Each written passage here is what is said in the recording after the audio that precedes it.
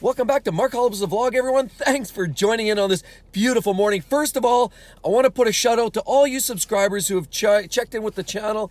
I really do appreciate it. It's helping me a lot move things along. It's motivating me to keep on keeping on.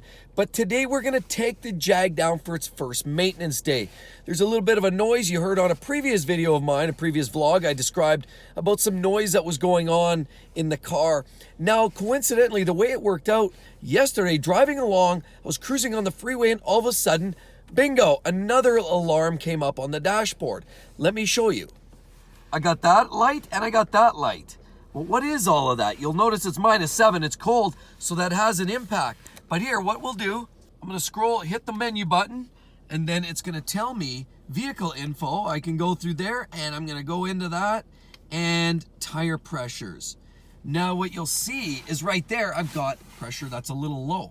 Now there's a projected pressure ideal of about 37 PSI, but you'll notice all the tires are a little bit lower than normal. I would say most of that has to do with the fact that it's very cold out. It's below 0 Celsius. You know, the air becomes more dense and the tire pressure goes down as the weather gets cooler.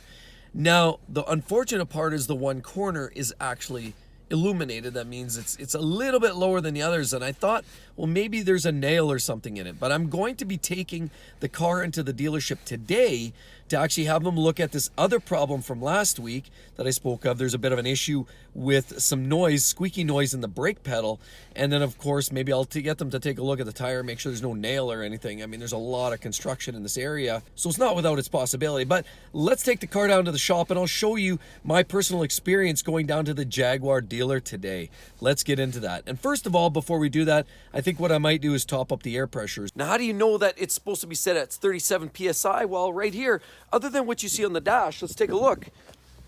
You can open the door, and down here on the tag, you'll see right there, 37 PSI for these tires, front and back. You've got 37, and you'll notice it's actually cold tire, so it should be 37. It shouldn't be 28 or 27. But I've also got another little treat for this wonderful little cat. Of course, you see the original mats here. You see the mats, Jaguar. They look great, but they're really just a flat little mat. They're not a whole lot of good for a whole lot of anything. I mean, look at it. It's already got lots of snow and sleet. So what do you want to do? You want to do something for the here so you don't get to ruin all the carpets. Well, obviously, here's the original mats, say Jaguar, but they don't cover very much. As you can see, you can get that whole area all wet and dirty and grimy. So today, let's check it out. It actually came in. I ordered a set of mats for this car for the winter time.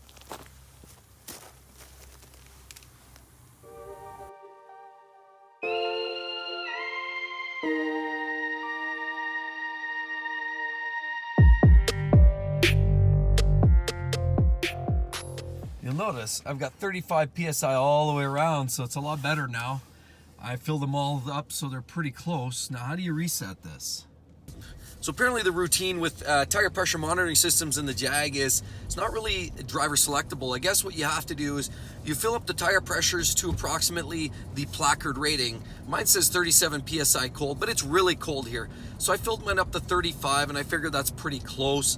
We'll see. So then what they say is you have to drive the car for about, I don't know, 10, 15 minutes maybe, but the key being you have to drive it at more than 30 miles per hour for a significant amount of time, maybe 10, 15 minutes, and then it should automatically relearn each sensor because there's sensor IDs for each one of the actual tire pressure monitor sensors, and it needs to learn that. The computer needs to readjust and zero it. So the heck with it. I put 35 pounds in each one of these 4 balloons on the car, but instead of messing around with trying to do a reset myself, and we can walk through that, I can explain that to you later, but for now, I'm just gonna drop the car off the dealer. Let's head on into the service department, drop the car off, and address the issue with the tire pressure as well as the brake squeaking. So let's get in there. Let's go for a quick walk into the dealer.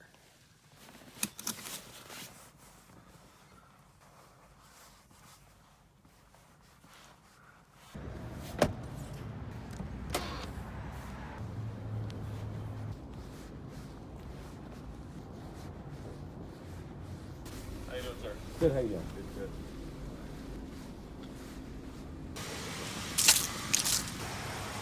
So I just walked out the dealer and they actually checked in the F Type. They listened to it and they agreed that there was something going on with the pedal, but something really great I didn't even realize. But they do take care of their customers. I didn't realize this about Jaguar, but if you have a car and it's in for servicing, often they'll take care of you in this sense. Look what they lent me today.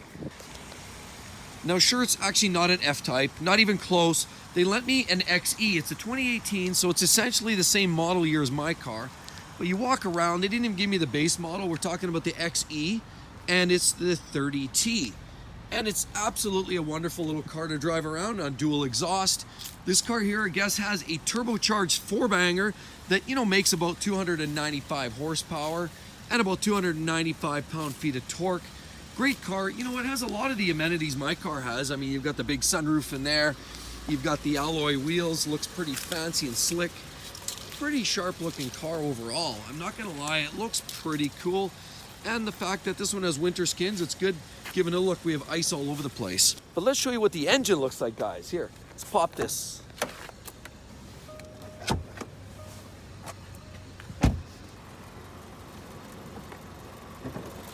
All right. A little bit dirty. Probably just needs a little bit of a wash, but it is a new car. Just obviously it's seen some of the rough road conditions around here. The roads are just filthy in this place, obviously with snow and ice on the road. All of that stuff makes its way into the engine compartment. But anyhow, enough about that. Let's just close that up. And I'll show you inside the car, guys. Here, let's take a look. Awesome interior, lots of room. There's seating for 3 back there. And then we have decent space up here too. What I really like about this car is it's got the leather. I see it's perforated, so it's got heated and cooled seats. But you've got the white stitching to match the exterior of the car. It looks very striking when you look at this car as a whole. I love the looks of that. Absolutely beautiful. There you go. And you look around, it's got a pretty cool dash. I mean, this one here is full digital. Obviously, my 2018 F Type still has analog gauges. Now they've finally upgraded and then latest and greatest, but this one is digital display. Then you also have the revised touchscreen. Mine again has the buttons down the side. Mine's a touchscreen as well, but this one is the full display. It has the revised screen and the revised interface. It's a lot better than mine. This one has the push button. So what you do is you put your foot on the brake and then you can actually select your gears by turning this, but to get S, you got to push down and turn it another step. Now you're in the infamous sport mode right there, as you can see there. But looking all the way around, it's a little bit Spartan, but you know what? It's still a beautiful place. It's still got some decent finishing quality touches on it. Again, as I say, I love the look of that contrast stitching on here. It's pretty sharp. You've got, cubby holes. No problem there. Dual cup holders. There's the old mask from being in the dealer. Of course, pretty routine. A lot of the controls are very similar to mine, but I couldn't find out the heated seat controls. It's a little bit cryptic. Here's a seat button, you hit that. You can do all these different things here. But go back to heated seats, and of course you can turn that off and on and off and on. And I presume it's all done digitally. Some people love that, some don't. It's nice to always have that hard button here so you don't always have to go into the interface. But again, this can do that, and you'll see the heated seats are off. Turn it back on, or you can turn down the heat. It's down on 1. And then even the steering wheel is very much like my F Type R. Of course, you got all the same controls over here, and you've got the same controls over here. But you'll notice it says R Sport. Yeah, it's not the real deal. But with this turbo 2-liter engine and 8-speed automatic transmission, it'll definitely move this thing along nicely. Ooh.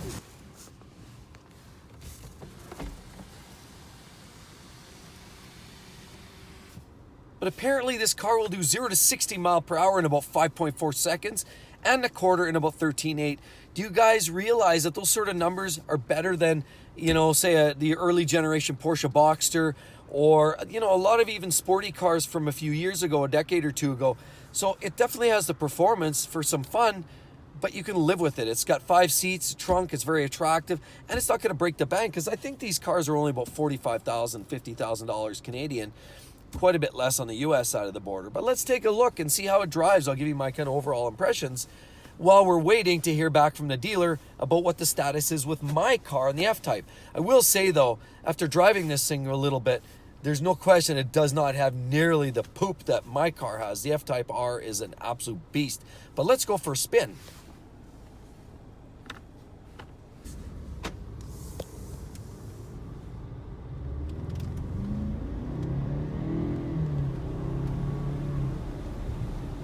Whoa, it actually picks up not too bad. It's kind of uneventful, but it still actually moves along pretty well, actually. It's amazing how quick the speed sneaks up on you.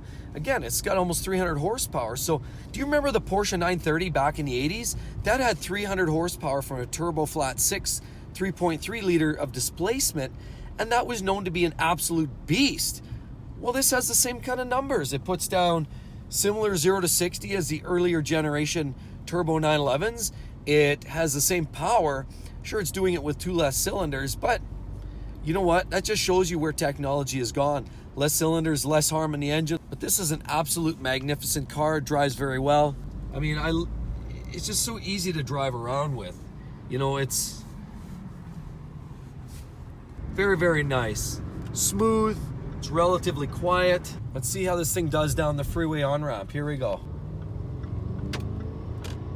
Woohoo! Not bad, not bad. A little bit underwhelming, but it still moves along quite nicely, I'm not gonna lie. So I'm really starting to love the cars that are made in England. Guys, hey, if you're from Britain, England, whatever, hey guys, love the cars you're making. Good on you for sure. Hey, I'd love to visit there sometime, even to check out the factory. Love the cars. Like I said, so far the Jag brand is certainly impressing me. They're a lot of fun to drive, pretty cool vehicles, and they have their own little kind of nuances and idiosyncrasies that are unique to the brand. But I'm loving the Jag brand so far, hence the F Type. Well, I got word from the dealer, my car is all ready to go.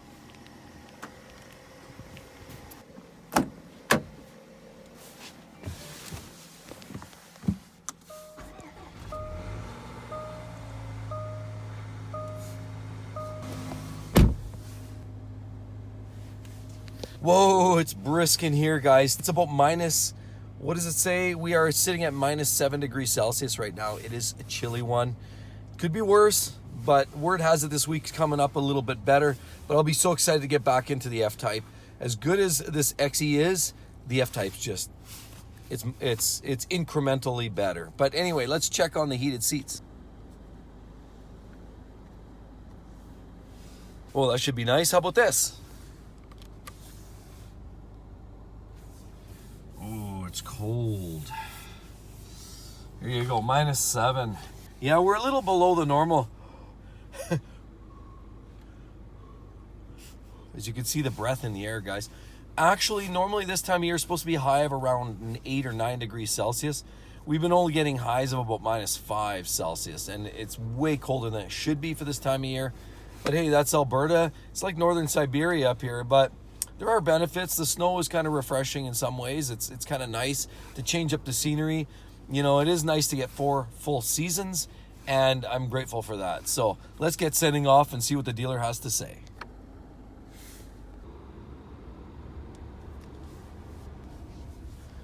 All right, we're just rolling in. I'm gonna see if the old F Type's sitting around here somewhere outside. Okay, well, it looks like we had a little dusting of snow, and there it is, all covered in snow, but looks relatively safe and sound.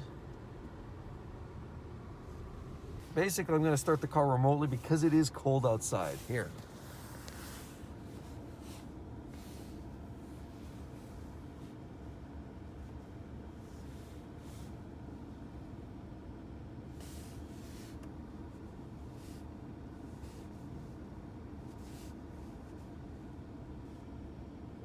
Is it gonna start? Hey, car's running. That's a good sign. All right, let's go.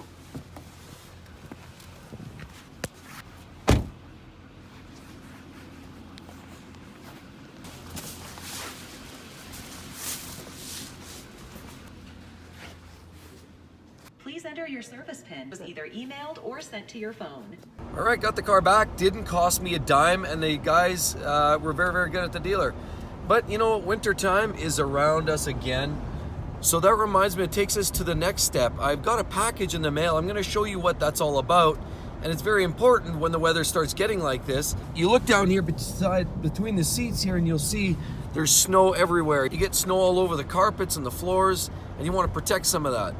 But if I can summarize what happened today, the guys did a reset on the tire pressure monitoring system, and then I guess it just takes a few kilometers or miles doing more than 30 miles per hour, and then it clears itself and sort of sets everything.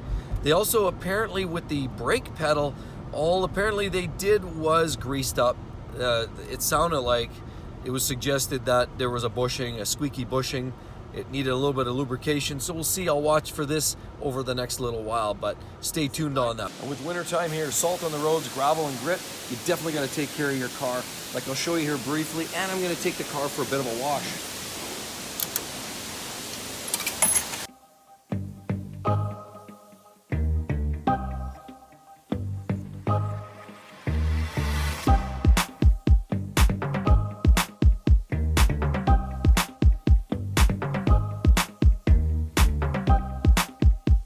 Got the car back again. We finally gave it a good wash, vacuumed it out, and I removed the old floor mats because, in fact, guys, I have a great special little treat. I bought something in the mail. It's called TuxMat right here. TuxMat, the ultimate car mat. Now these, I believe, are made in Canada, but let's take a look and see what we've got. Wow. Oh yeah. Very nice. Looks like he gets a little package of goodies. There's some fasteners and such. Put that to the side. We have another one. So it looks like there's a pair of them. You've got to take care of your car with all the snow and the grit and the grime and all that garbage. Drags it in and out of the car all the time. I mean, look, it's snowing again. We just can't get away from it. So let's get these mats in here and I'll show you how that looks.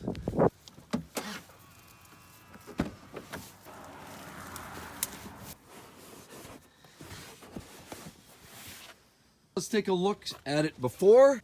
There it is, the final product. What a beautiful arrangement. This thing looks really, really good. It has a great fit here, very tight in all the seams, and it's gonna do a great job of keeping the carpet from getting all soggy and moldy.